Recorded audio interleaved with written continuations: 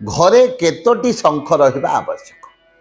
घरे पूजा पाई गोटे शंख एवं बजाइबा पाई आउ गोटे शंख एभली भाव में दुईटी शंख रखिबा आवश्यक।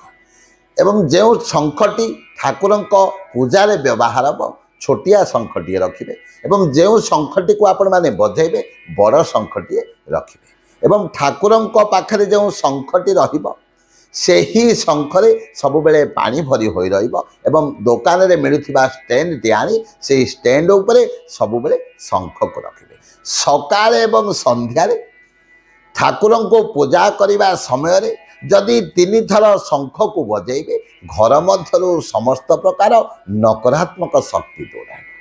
तो संगे संगे ठाकुर को पूजा करने समय आपण मैंने आरती करने समय गोटे गरुड़ घंटी सब बेले ठाकुर घरे रखिए एवं गरुड़ घंटी को जदि घर मध्य बजेबे ठाकुर को आरती करेंगे एवं ठाकुर को पूजा आरती कर सारा पर जदि आपण घर चतुर्दिगरे घंटी को बजेदेवे जदि नकारात्मक शक्ति घर मध्य प्रवेश कर नकारात्मक शक्ति घर मध्य दूर हो एवं घर मध्य ठाकुरंकर कृपा सब बेले रहा। बने रखु जो घंटी को आप रखिए केवे तले रखिए ना कौन से एक पात्र उपर घंटी को रखिए। तेणु दर्शक बंधु आपण घरे सब बेले दुईटी शंख रखिए एवं गोटे शंख ठाकुर पूजार व्यवहार एवं अन्य शंखटी को आपण माने बजाइबे ठाकुर पूजा करने समय।